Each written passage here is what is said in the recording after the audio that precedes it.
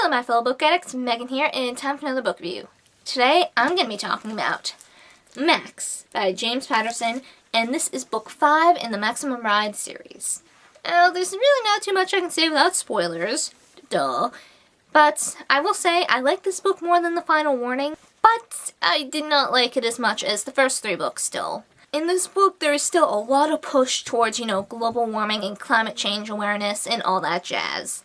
Which, like I said in the Final Warning video, is a good lesson. It's a very good message to get across and all that. It's something that we need to be aware about, but I felt it was really pushed in our faces way too much.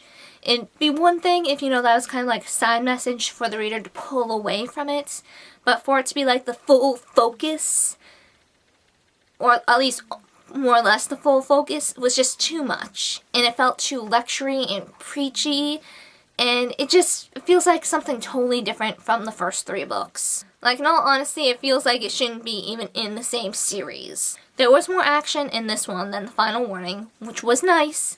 Bring us back a little bit towards what we had the first 3 books, but it still wasn't quite at the same level as awesomeness, in my opinion. So, while I didn't exactly love this book, it's barely on the like range right now. I am barely liking it. But I don't despise it and hate it either. So, I don't know how I feel exactly. So, with that said, I'm going to go into a more spoilery bit. So, if you do not want to be spoiled, I suggest you click away now and come back later.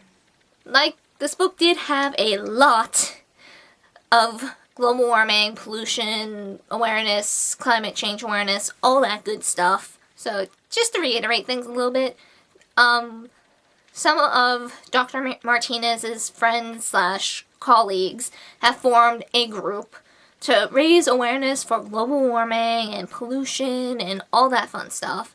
And the flocks are kind of like their mascot spokespeople, so to speak. The flock has been traveling around with this group to some of the most polluted cities in the world and is trying to help spread awareness. Tell people like, hey, get your act together, clean up a bit, and, maybe we can keep the planet alive a bit longer. Now, obviously, some big hotshot companies don't really like this, because I guess it's going to affect them if people actually stop global warming and if things are brought to the public's attention. One such company owner, called Mr. Chu, actually approaches Max and is like, yeah, get them to stop what they're doing and, we'll be fine. Max is like, nope, not gonna stop. And in retaliation, Max's mom is kidnapped and held hostage. And if this, group doesn't disband, she's in trouble.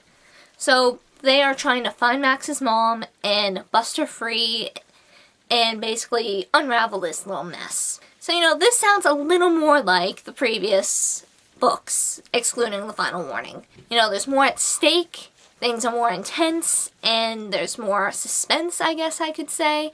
Just things are much more, for lack of better words, better than The Final Warning. Which was good. Nice little save there, but like I said probably a few times now, it's still not as good as the first 3 books.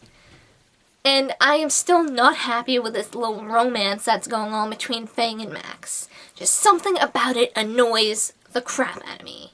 Maybe because I find it weird that, all this sudden romance is coming out of the blue. I feel like it's coming out of the blue. And I feel that it's a bad idea.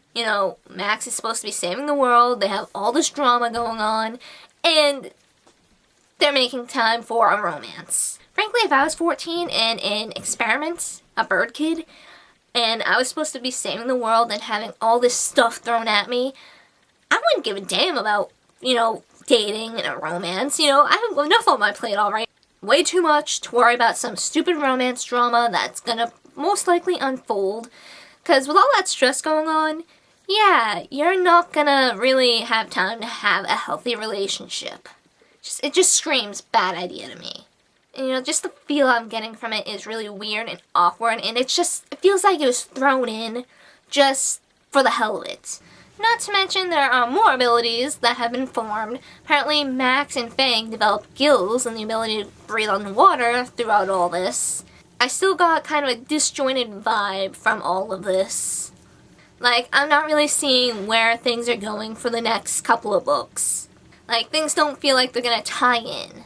But, you know, there's still 3 books left, so I could be wrong, and I kind of am hoping that I am. So yeah, still a lot of, you know, preachy things thrown in our faces, random facts thrown in.